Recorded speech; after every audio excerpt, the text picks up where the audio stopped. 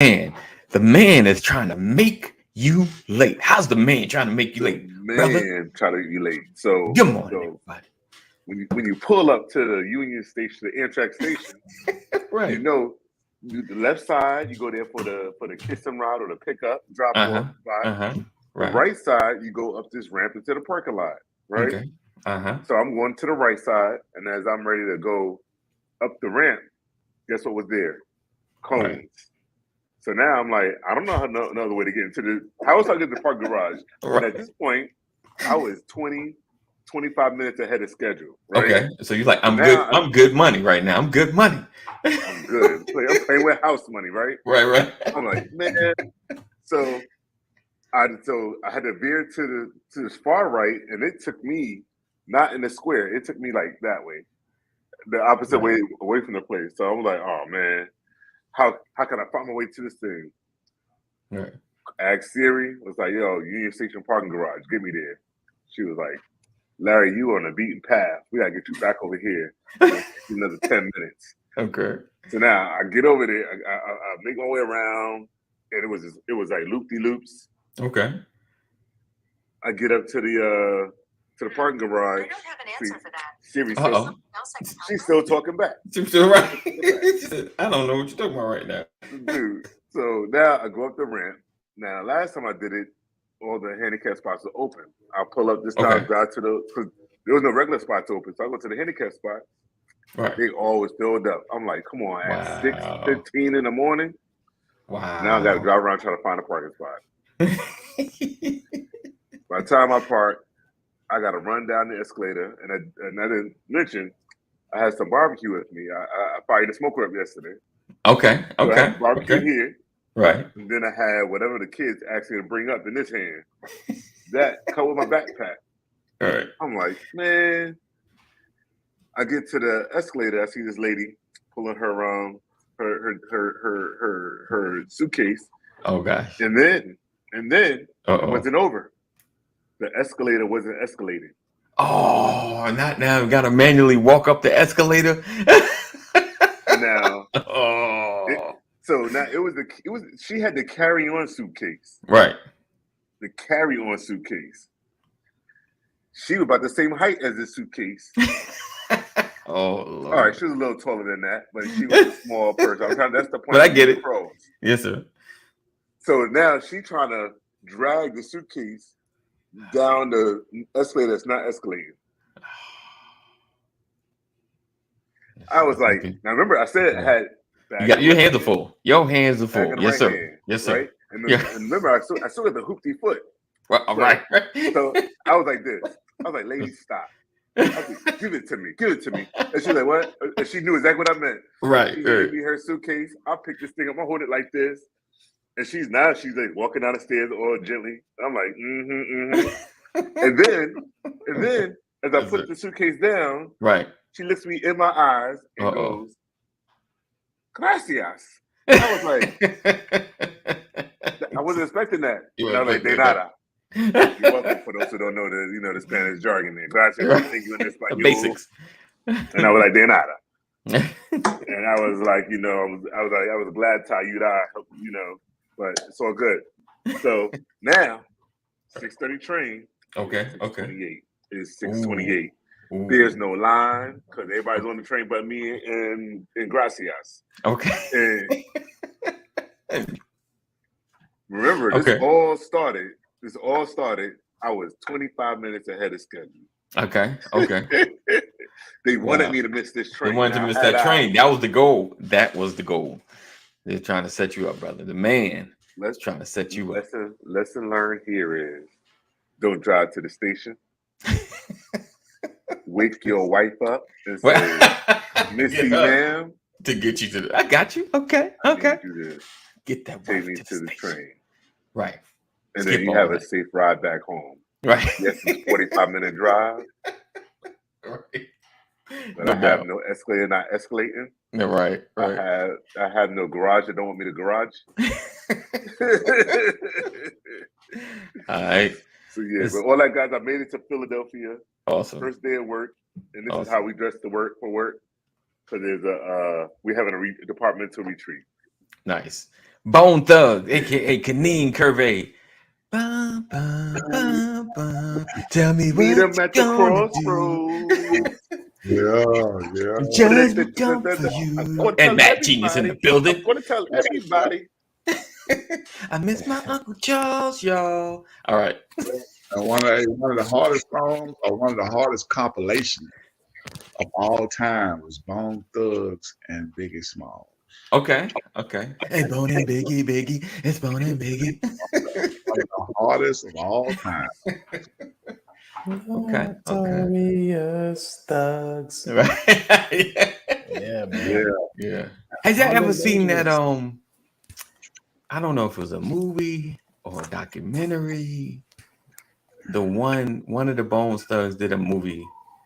If it hadn't happened or something, it's old. It's like I think it's late 90s, very early 2000. Yeah, I guess not. Nobody's seen it. All right. Welcome everybody to another edition of the Brothers of Legacy. Appreciate you guys for being here. Blessings, Lisa, Jeff in the building. Mama McCory, feeling better after a brief scare. I'm pretty sure Brian come through. I'm gonna let him share and pray. So she just blessings for, huh?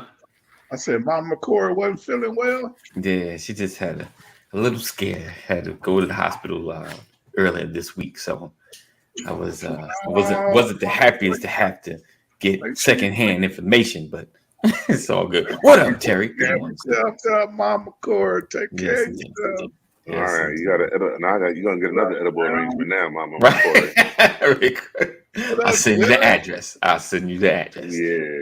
Oh, so welcome again to Bone Thugs. You have to Google that one, Joe. Oh wait, did he say? Oh, who's Bone Thugs? Yeah, you might not be able to catch on to the. Well, I mean, it's kind of harmonic, so you might. It is. I mean, catch on to the words. I agree with that. I get Bone Thugs because they were creative. That was they had a creative, better to me a creative sound. So I did. Oh man, when they came out, they had the whole game. First of the month, get up. So some classic songs there. All right. But one of the guys I shoot pool with, it was like he had a story about Bone Thugs. He was standing out in the corner. I don't know what he was doing, but he was like this limo or black car pulls up on him, and it was one of the guys from Bone Thugs and Harmony, right? And he was like, "Yo, you got some ooey on you?" He was like, "Yeah, I got all this right here." So he's like, "Get in the car." He was like, "Am I about to get jacked?" He said he got in the car and they was sparking it up, and I was like, and they just chilled for the rest of the day. I was like. That was just random. I was like, wow. Interesting.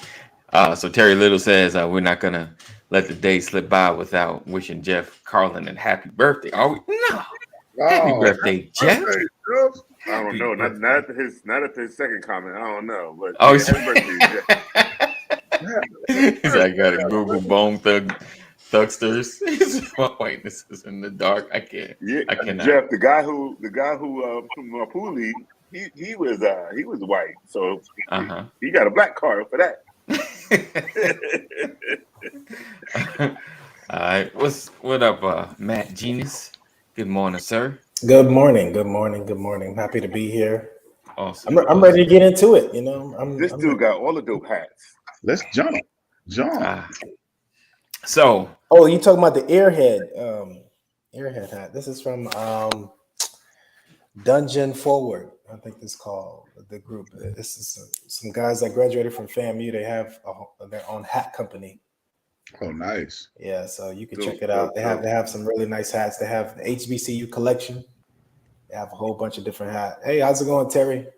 Blessings to everybody. Mama Corey, happy you're doing better. Sending all the positive vibes. So I'm gonna go broke dealing with Matt. I was just gonna say that because I already got the coloring book. Listen, man. I'm telling you, I shop on discount. I wait till I see the price.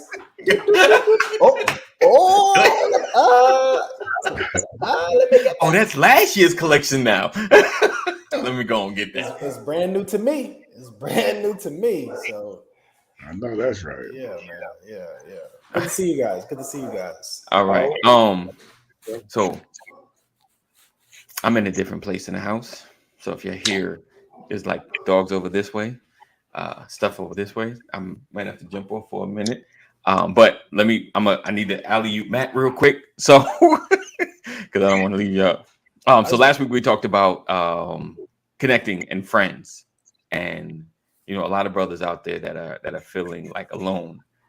So today I kind of wanted to talk about working through that loneliness, if that makes sense. When you're struggling to connect, how do we get out of the mind of trying to be on the island and get better into connecting? That makes sense. All right, Matt. I'm throwing it at you. I'm you're gonna be hosting for a minute. And just you guys jump in as well. Larry, have you had those moments of being on the island? How do you really get connected? We got your back, Matt. Go ahead and take the floor, brother. Go ahead. Actually, I was gonna pass it to you, man, because you're the more seasoned vet, both of you guys. Oh, no. I work best. I man. work best when the questions come. I work best when you got a question. All right. Boom. Man, don't worry about it. Hey, you go ahead. I'll be your co-host right quick. There you go. Let's go. There you go. So, Matt. Yes, sir. So I got a buddy, right, and his mother just passed away, and I've been reaching out to him, but he kind of like I guess in his grieving process. Right. Should I continue trying to get him or voice my opinion to him about the condolences, or should I allow him to grieve and come to me once he has come back from whatever dark place that he at? Right. So let's talk about the idea of grief for a second, because that's something that kind of creates the loneliness when we're dealing with grief. We don't know necessarily how to share that with our family members and friends. That's not a space where you want to be like, oh, the water's fine, come on in, come share this grief with me. And so sometimes it's not intentional that we push people away because we don't believe that emotion is an emotion to be shared collectively. And I think that's one of the biggest falsehoods that we've been told or believe in the present state. Grief should be a collective, a collective experience, because if you're going through it with a friend, with somebody that's close to you, it feels lighter. You have a chance to exchange. You have a chance to exchange those stories that made that person or the thing or whatever it is you're grieving to justify its value.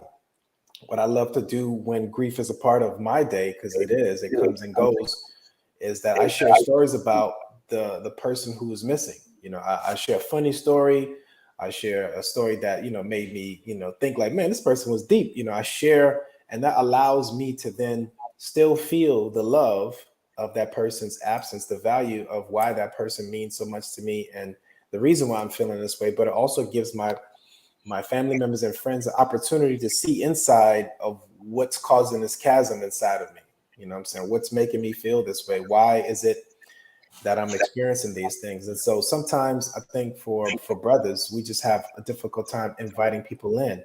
And so I don't think it's necessarily you that's doing anything wrong. I think you should be there. But I also think that sometimes it's the misunderstanding of how we should manage grief that keeps us away from sharing with our family members and friends. Like, it's hard to say to your brother, man, I'm sad, man. I'm really hurting right now. This is not a place where I really want to be, man. I really miss my mom. I really miss my auntie. I really, it's that those emotions aren't necessarily things that we share on a regular basis, mainly because those emotions aren't the ones that we are told that are available for us to share. As men, sadness is not the default. It's usually anger or isolation, or agitation. Sadness is not going to be it, but I think we need to normalize that, man. Being sad is a beautiful thing. I think it really speaks to the value. People who you don't value are things that we don't value.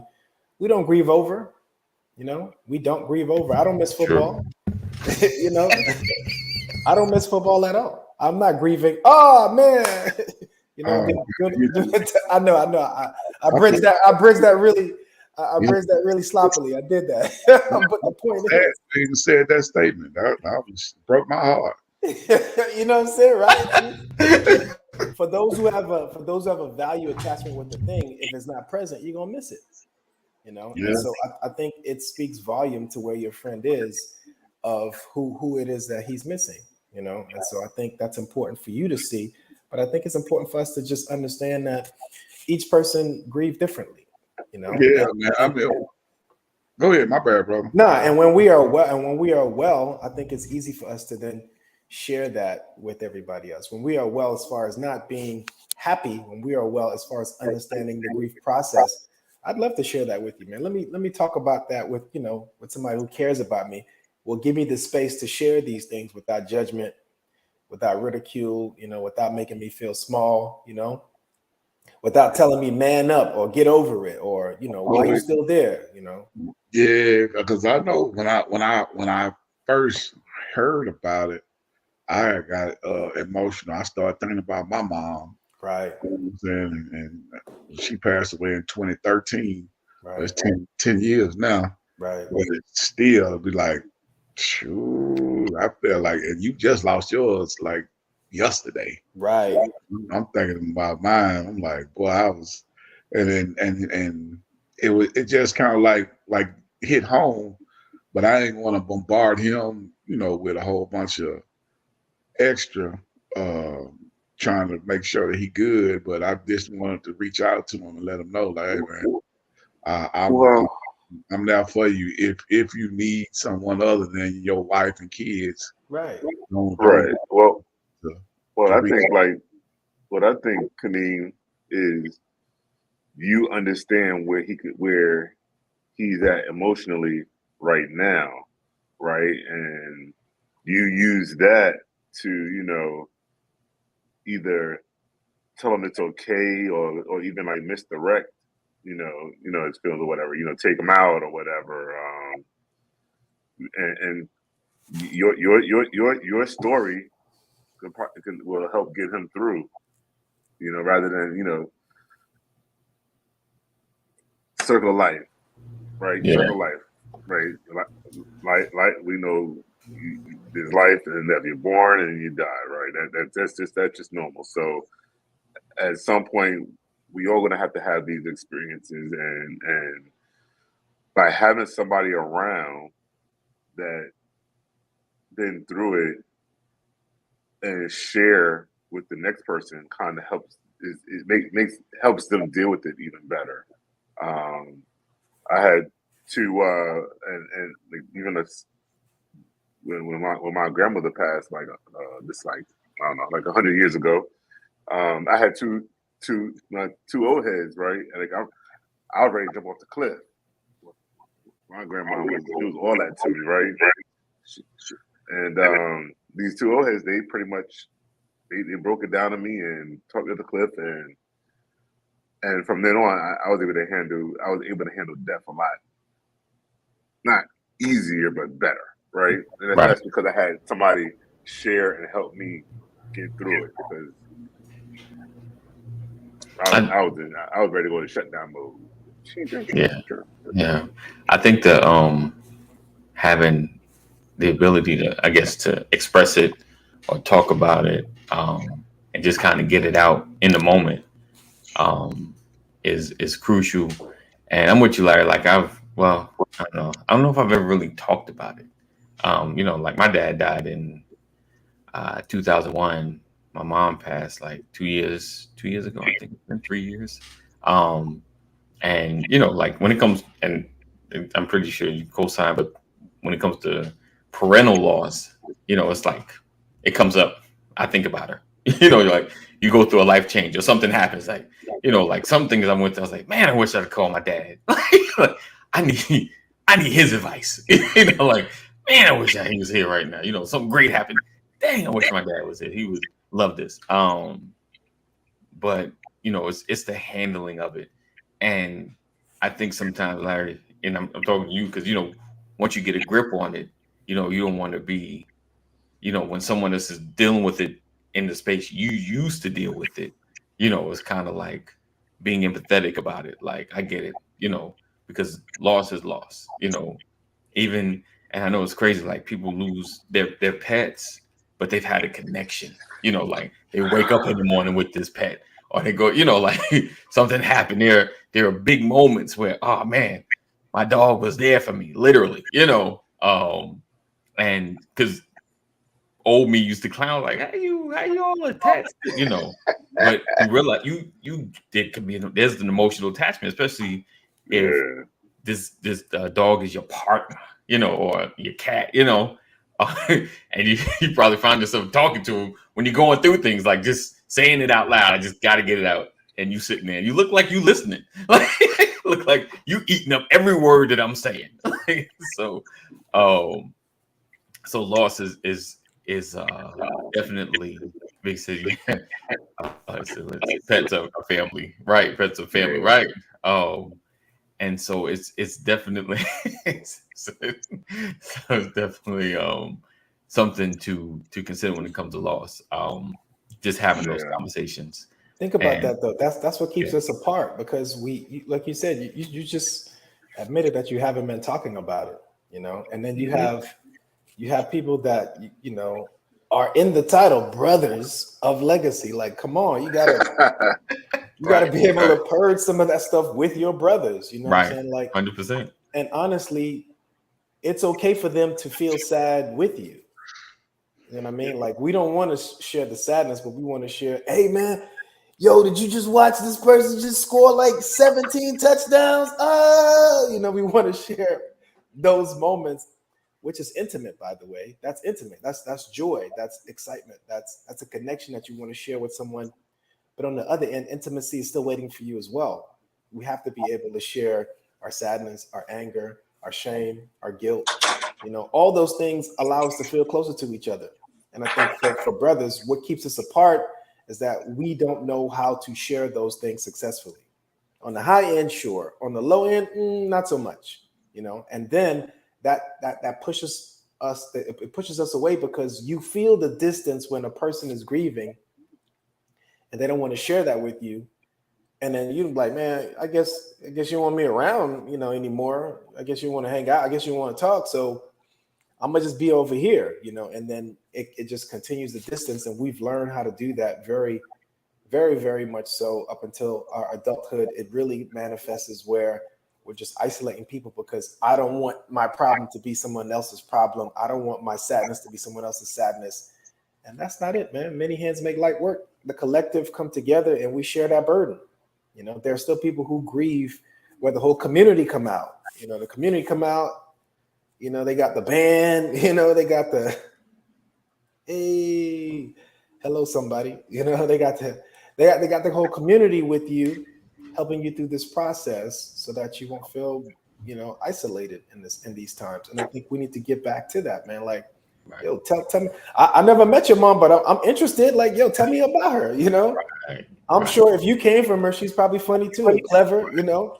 Oh Same man. thing with you, Kadeen. Like, you know, I'm sure, you know, your mom was probably brilliant. You know what I'm saying? Right. She had you, right? You know what I'm saying? Yeah. So, My mama, she loved to cuss now. She would. there you okay. You know what I'm saying? There you go, right? Hey, listen, I love a cussing elder, you know, and when the elder Yes. cuss, it makes me feel comfortable. And she was a good cusser too. She was Yeah, man. That's a good Prolific with cuss. it. She's a good cuss. You know, and so these are stories that when you share, guess what happens for you? Naturally, you start to feel better on the inside because you're not just thinking about the absence, you're thinking about the presence that Right, made you feel good. And in sharing those things, you're gifting yourself with that person's presence internally, right. mentally, emotionally. When we don't share, we shut all those things down. You know, we act like the person never existed. You know, you can't even look at a picture. You Right. know, you can't even really feel that person's presence. And you talked about your dad, you know, being absent as well. Man, that's an important thing. You talking about his advice. You can Right. hear his voice. You have Right. that script in your head. So you better not do that. You know, however Right. he sound, you know what I'm saying? You have Right. that script in your head. So Right. you can still remember Yeah. is what we have to do. We can still remember their essence. We can still remember their voice. We can still remember their touch. And we can still remember their cornbread if they had some fire cornbread. You know what I'm saying? We can still remember. Right. And I think when we don't share, we're missing those opportunities to feel and experience grief in a different way. Wow.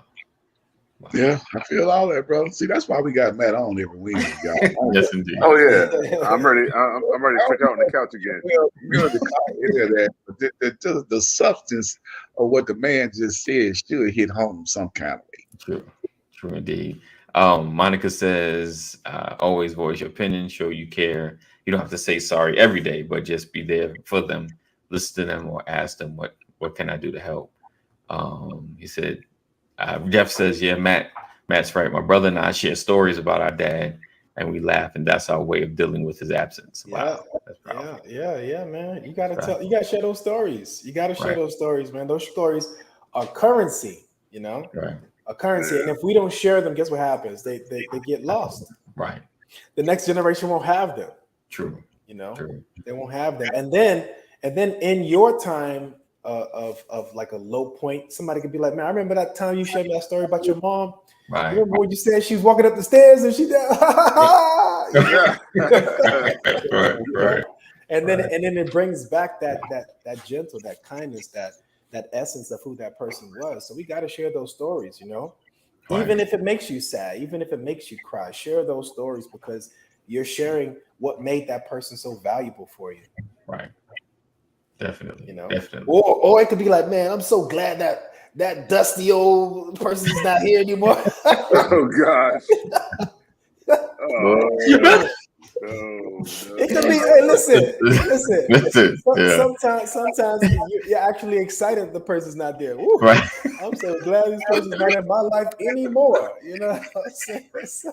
Listen, I know they won't admit it, but that's real. That's like, yeah, you know, like unfortunately, had one. Honestly, it's just us being able to let this stuff out. You know, right. Let it out. You know, don't hold it on the inside because I promise you, it will manifest in one way, form, or another. Right. I think it's that, having the conversation in the moment. You know, I guess when you're thinking about it, or it affects you, you know, affecting your day, or you're down, like just trying to, today is a special day. Or I was thinking about, you know, because it happens. You just sitting there, something happens. Oh man, I remember when such and such, you know, did this thing. So it does come and go. I guess it's just the expression part. You know, like if Matt called me for some whatever reason, like, you know, hey, let me ask you something. You don't sound yourself. You all right? Like, yeah, I'm good. I'm just, I'm good. What you need, brother? Yeah, you know, I'm thinking about my mom. I'm thinking about my dad. I'm thinking about, you know, the person who was here, you know. I'm thinking about, you know, that time period where they were there for me when I was this age, when I was that age, you know. Right. That's currency, man. That's currency. When we got to recycle those stories, we got to make sure they're up to date. You know, you can't lose the details. You know, you got to remember the color, the smell, the temperature. Ooh, it was hot that day. It was sticky hot. You know what I'm saying? You got to remember because all of that is valuable for you in those time periods when you are at your low. Those memories will help you gain that essence of that person, and you will feel a little bit better in that absence, remembering the essence internally. You know? Is there? Let me ask this though: is there? Because I feel like I've seen people get stuck in a grief state. You know, like they remember, but they're like they can't move forward. That's what it is. You just said that perfectly, man. They can't move forward, you know. And I know we didn't start it off talking about grief, but grief is what keeps us isolated sometimes as brothers. Yeah. And so if I have to like parse it out, break it down, grief is a state where you're between two realities, right? The reality where whatever you desire of the good times with a person, place, or thing, that's when it was present. So now you have to leave this reality, right? You got to be like, dang, man, I can't, you know, meet me at the crossroad, right? You can't. So you won't be lonely. You know what I'm saying? So you won't be lonely. Right? You gotta leave this space, right? And then you gotta travel to a new destination where the absence of who was here is not. You know, and so you used to be here. Now you're in between these two parallels of time. The time period where this person was present Right. And a time period where you have to now acknowledge and accept the absence. That's the difference right there. If you don't acknowledge, accept, and be able to cope in the absence, then you're still in that period of time between the two. And it can just keep stretching out. It can keep stretching out. It can, 5 years can go by, 10 years, 20 years, 30 years. And that time period, you're still not fully ready to accept it. And so you still go through these emotions of what grief is. And it's bargaining, like, man, I wish this person was still here. It's denial, like, man, I can't believe it. It's sadness, it's anger, it's frustration. It's all these things sandwiched between these two realities. A reality where you were all good. It was, all good just a week ago, right? And then now you're somewhere else. It's just like, man, I don't want to open this door, because if I go through this, that means I'm letting them go, which is not true. It's just a different type of acknowledgement. You're not letting the past go. You're entering into a new reality where you acknowledge the past from a healthier state. You can still bring that person with you. You can still bring that essence with you. You can still share the stories. The difference is that you're not trying to pull this reality into this one. You're not trying to bend time. Like I wish, I wish. All these songs are coming up for me now, man. Thanks a lot. First it's with Bone Thugs. Now all these songs are coming up for me, man. I wish. Jeff said, right. I know somebody who literally years still talk about how they miss someone. It's a classic case of stuck. Missing the person isn't necessarily it's really stuck. Yeah, it's not necessarily being stuck. You can miss somebody and be further along in the process. I think what really makes us feel stuck is that we don't want to enter into a new state of reality, without that person, place, or thing. It's difficult for us to then, that's when you feel stuck. You feel like you're dragging this reality out so long to the point to where then you feel stuck, like, don't tell me that I can't, or don't tell me to get, and so you have difficulties accepting and living in this new reality. And that's when we feel stuck. You can still miss that person, missing the person isn't necessarily being stuck. That's natural. It's going to happen. Good morning, Pastor. Good morning, everybody. Happy Wednesday. Good morning. Look, I jumped into some good stuff. Oh, man. You might as well stretch out on your couch right now. Sending us all to the couch. Okay, he said, but Matt, it comes up in almost every conversation. I mean, could that be a problem? If every conversation. What about like, in case in point here, my mother-in-law, right? That's mom, and the holidays, and me and her, we be timing ourselves in the kitchen to make sure we get the grill right. We be taking turns tapping in.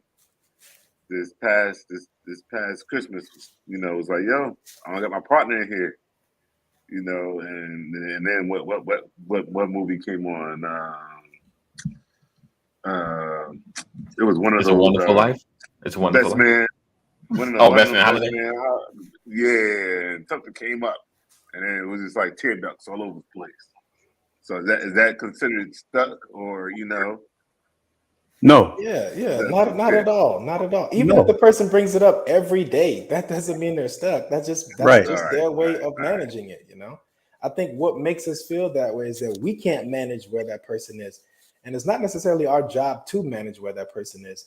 It's our job to be available. And if we can't be available, if it's becoming too cumbersome for us, then we got to pass the baton, You got to pass the baton. I learned a phrase. This phrase I learned, I lost my son a couple of years back, and he'll never be replaced. Ever. There will never be another Brian Jr. from my loins. And so a wise man once said to me a long time ago, he said, there are certain things in your life that you may never completely get over. It does not mean that you won't move past it. You understand? I'll never get over losing my son. but I can continue living my life with Right. the pain of loss. Right? You said I don't have my partner in the kitchen cooking. Well, did the meal get prepared? Right. So you're not stuck. So about that, Ooh, I had a bunch uh-oh. of sous chefs in there helping me, and they didn't understand the complexity of timing. There's a situation going on here. Me and Mom Mosley had dinner ready by Right. 2:00. Right. You guys had a Right. rhythm. Right. Yeah, Yeah. we I mean, that's started just eating dinner the like adjustment. 8:00. That's Yeah. just the I was adjustment, like, man. gosh, well, Yeah, that's the 6-hour adjustment. difference. But yeah, no, right. That's the The adjustment. dinner got made though. We got through. Yeah, it didn't Yes. help that I couldn't do anything either because of the right arm. But yeah, Gotcha. it got done. 6 hours later, Gotcha. we ate. It was a great meal. Gotcha. 6 hours later, The even slower isn't stuck. Right. we kept moving. That's great. Yeah, I think when you're stuck, what you're referring, I think when people hear that word, that's when they're in a state of like low energy, low motivation. Like not necessarily participating socially, not showing up emotionally, diet change, Right. putting on, eating, all these things that will be a detriment to your overall physical well-being. Right. When you're not showing up in life, that's when you kind of need that extra help.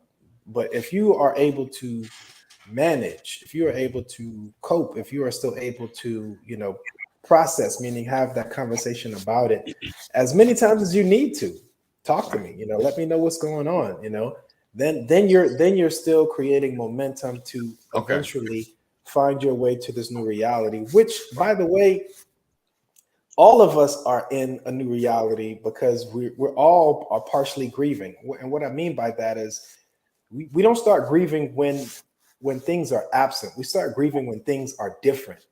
You ever heard somebody, and this is, oh man, I'm dating myself now. I remember the good old days. That's grief.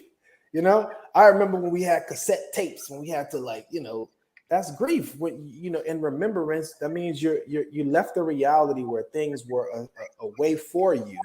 Man, that felt a little normal. It created some normalcy because this is what you did.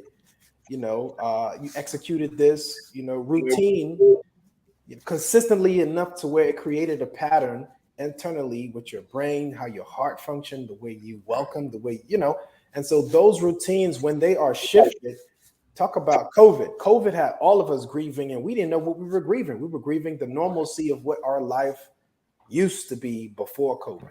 And even now, it's not. It still isn't the same of what it was. So we all are partially grieving. I don't think we call it that or we recognize it as that, but that's grief. You left the reality that was stable for you. And listen, stable doesn't necessarily mean, in all senses, doesn't necessarily mean healthy. It just means repetitive enough to where that's what you used to. You step on the floor and that stairs is there. That next step is there. So, but then you got that ghost step where you think is there and you like, you stumble a little bit. That's that's where that grief is. I thought it was still going to be there. I thought it was still going to be this way, and it's not this way anymore. And so the process of grief begins in the shift of a reality, not in the absence of something, necessarily. What about when it comes to avoiding a subject that might trigger a reminder for a person? And maybe I don't really want to give an example. You don't have to. That's example enough. That's example enough. Okay, right. Good. And I think what you're referring to is different ways of how we cope. And that time period and what it looks like for us all is different. And I think what we have to learn how to do is respect where that person is, respect how they're moving along for this process. If they're not ready, then it's not my job or anybody's job as a therapist or as a friend or family member to say, come on now, when you gonna, when you go get over this thing. I guess, what about being unsure, right? Like like I try to be mindful, or considerate, I would say, to another person, knowing what a loss that they had, and you're afraid to talk about a certain subject or watch a show with the same subject matter that might trigger that person. Unless otherwise specified by that person in a conversation, you should never have to minimize yourself. I understand there's a point of us being sensitive, and of course you have to weigh that out in the relationship that you have. But like me, and this is a tough one, man, because this is something that we all have dealt with. You talking about, like, brother, I have 6 children, and I have family members who have 0, and so in that process of me being like, another one, like, right? With the congratulations, Matt. And then I have to, but then I have to, do I not celebrate, where that's good right there. You know what I'm saying? And so it's not to say that I'm celebrating because I want this person to feel the absence. No, I'm celebrating because it's a part of me testifying of how God has been good to me. And in that process of me doing that, whoever will receive that blessing will receive it. If you're not in that state to receive it, then you're not in that state. But I'm not saying to minimize. I'm just saying in those relationships, you have to be cautious or aware of how that frequency will impact somebody else. But if you are doing things regular, business as usual, in the presence of somebody that is grieving, let them voice it. Let them, hey, like, that was a little too, and then you're not crippling that person, in the process of you living your truth. When we are cautious, when we are overly cautious, then you're creating, kind of an unhealthy dynamic between you being authentic and then actually being able to say, hey, listen, man, I need you to just, let me have this conversation with you, so we can talk about something that didn't feel right. And I think that's where the vulnerability of relationships and the value of relationships really, really, really flourish, because we are able to say these things in real time with the people that we care about.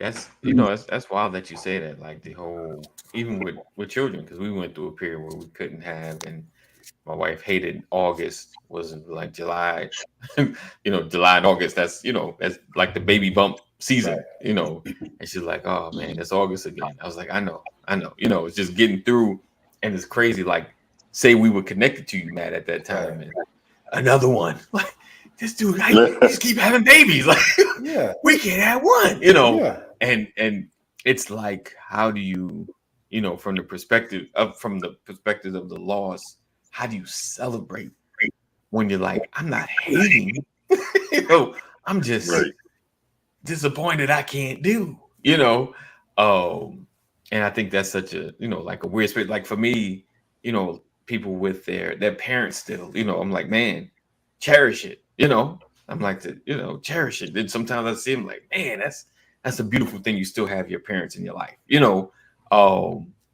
and it's like, not from a hate, like, man, why they get to have their parents, but it's just like, what, I don't know. I guess I'm asking. No. Like, Sometimes it is. Sometimes it is. Yeah. And we have to be honest about it. Sometimes it is where we don't know how to manage those emotions, and it comes off internally as hate, as envy, as jealousy. And then you have to understand that's from an authentic place. You acknowledging that allows it to not hold you hostage. Let it out, man. Let it out. Feel those emotions, and then graduate to another one, to where you can be like, man, I'm so happy for Matt. You being happy, what you're doing is welcoming a different set of emotions, a different set of, hormones that are inside your body, messages that are inside your body that even invites more good to you. Right. When you're in a happy state, more things that will allow you to feel happiness will come your way. Right. But if you go outside and you're grieving and it's a beautiful day outside, you'll be like, man, why is the sun out? Why is the sun out right now? Why is the sun out right now? But But on another note, if you are just like in a good mood, then everything is almost like will feed that and encourage that goodness to keep flowing in you.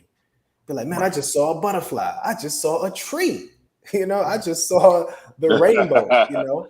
And these I things just went flying. were always there. Probably right. These things were always there. It's just the difference is your perspective is now not jaded by the absence, but you're now focused on the presence of what's valuable for you. True indeed. I'm happy for my brothers. The song is out on every platform.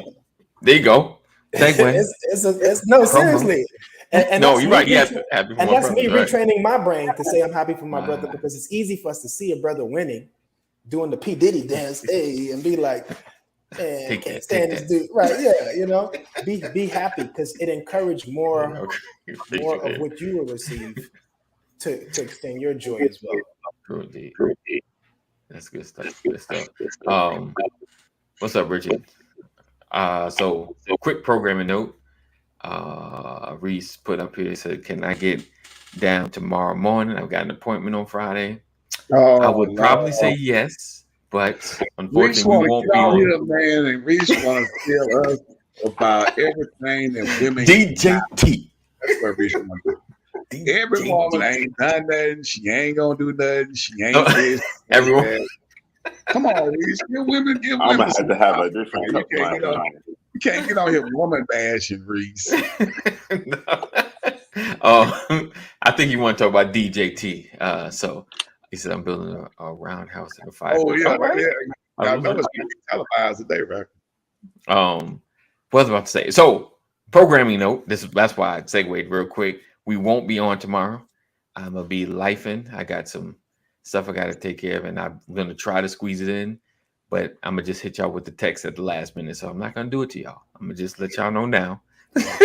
My brother be looking like, come on, brother. Come on. Life, and I got to, But all is well. I'm not grieving. It's good. It's good. We're going to get through this thing. We're going to get through this. So I appreciate you guys for being here. I'm not closing out. Is there anything on your mind? Topics that you guys are thinking about news-wise? Anything happened? Especially Kaneem, we got any good stories? Trying to bring up the show a little bit. I know grieving is a real thing, but let's bring it up a little bit and loss. And I appreciate you guys holding it down. They working in my backyard. They're making a lot of noise, so I just had to see how bad it was going to be before I came back. But they're doing their thing. Any Kaneem, any good stories with the babies, the kids? What's going on? All is well. All is well.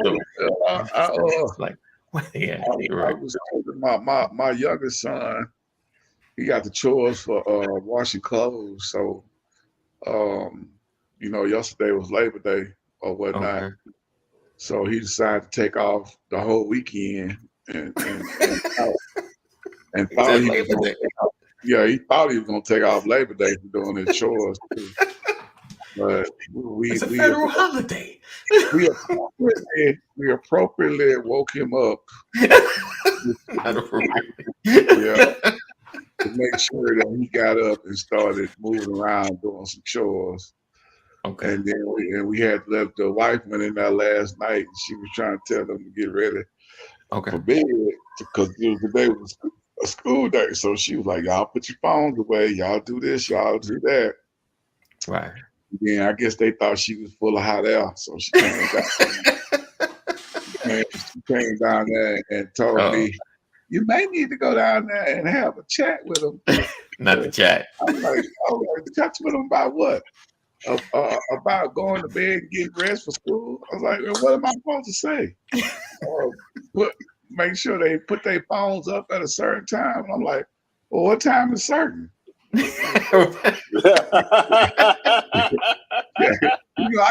gotta get the whole play-by-play before I go out.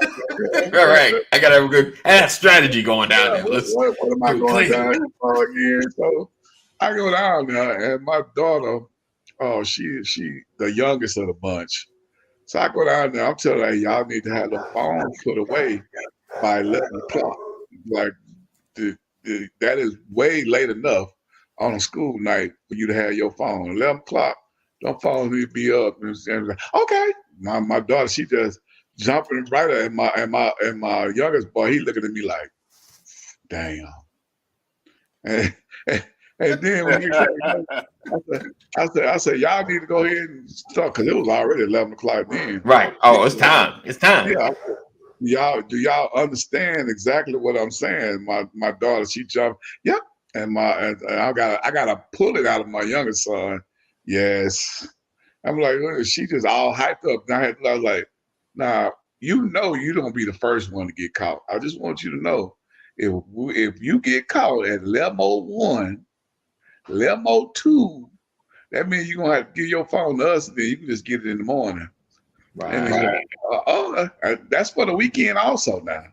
On the weekend too, I say you try to avoid the punishment. You ain't got to worry about it. So if we go to bed at 9 o'clock, then your phone coming in with us at 9 o'clock. If we go to bed at 1 o'clock, it's coming with us at 1 o'clock. Whatever time we decide, we go to bed. We go to bed. Your phone will be coming with us. For real? Watch yourself. Yeah. Don't think about if we playing. Just think about avoiding the consequence. That's what you need to do. Avoid the consequence. Exactly. So that's my little story time about my kids. Avoid the consequence. That's the goal. Avoid the consequence. Consequences and repercussions. All right.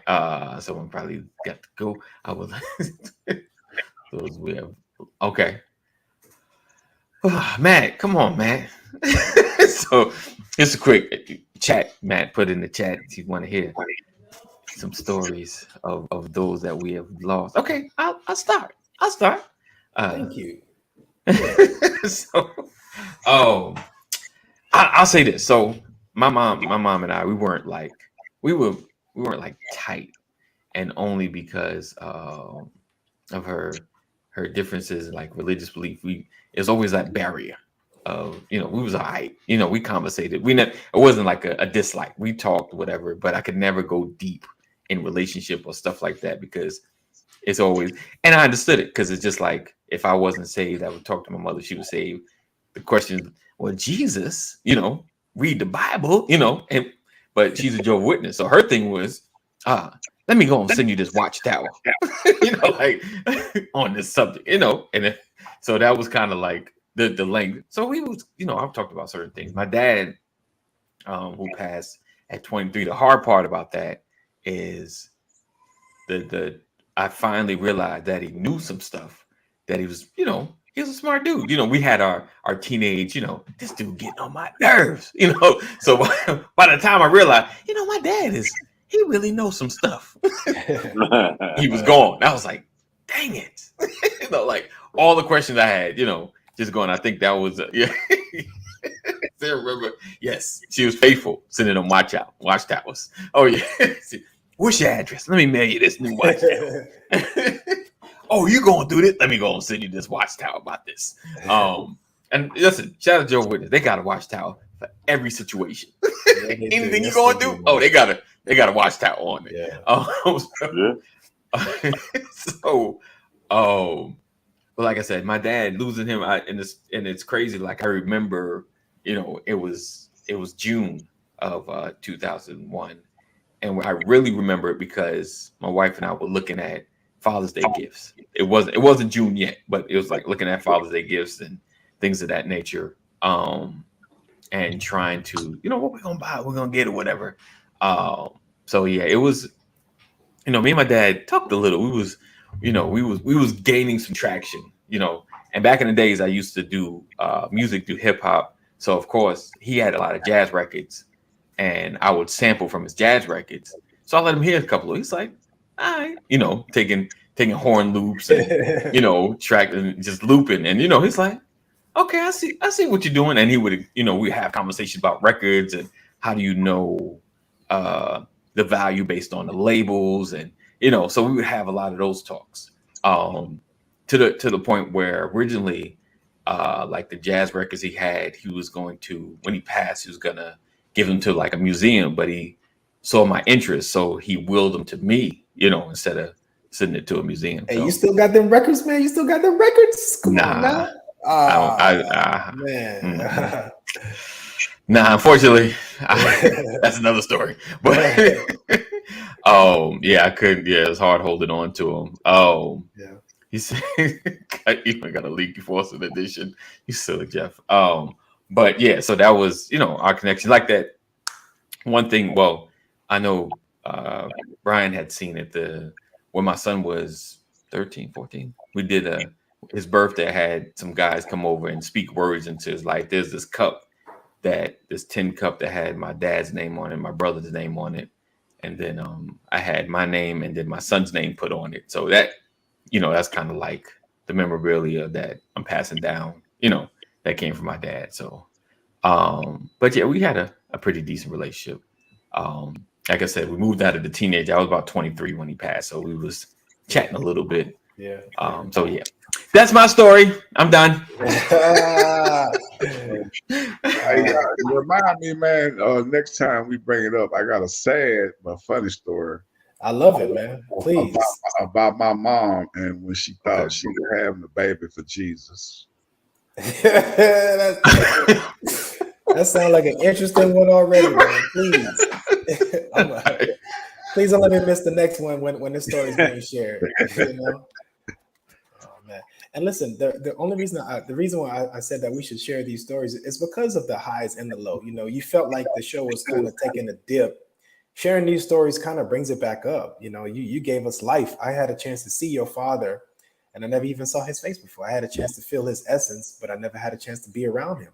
By you sharing that story, you just brought me closer to someone that I never met. That's value. That's what intimacy really is. And you sharing that may make you feel a particular way, but you just gifted us with life, man. You just gave us a piece of him.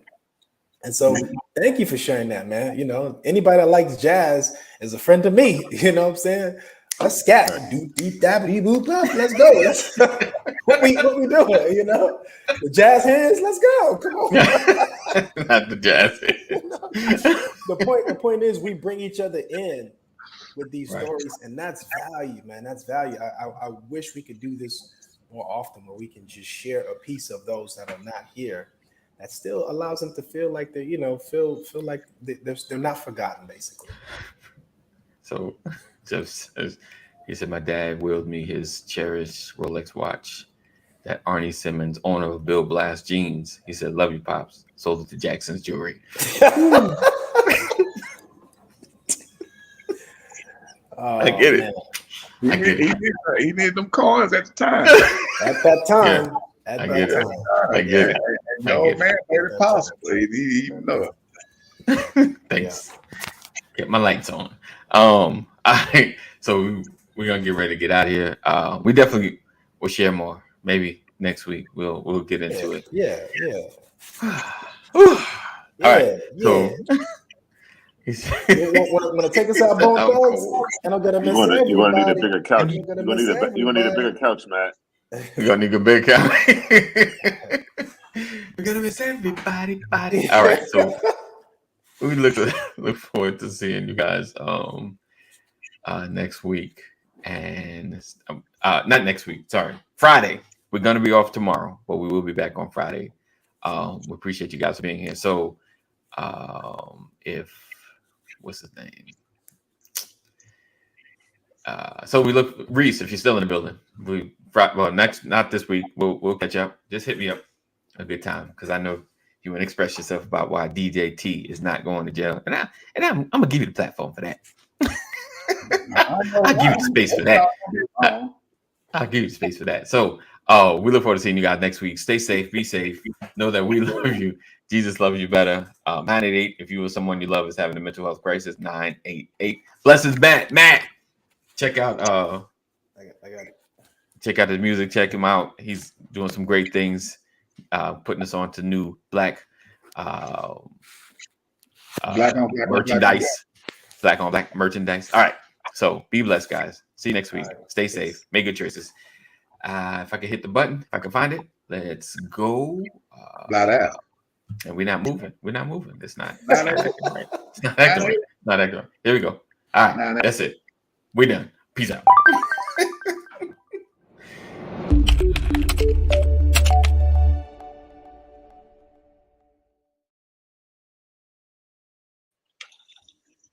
Chop, chop. Yeah.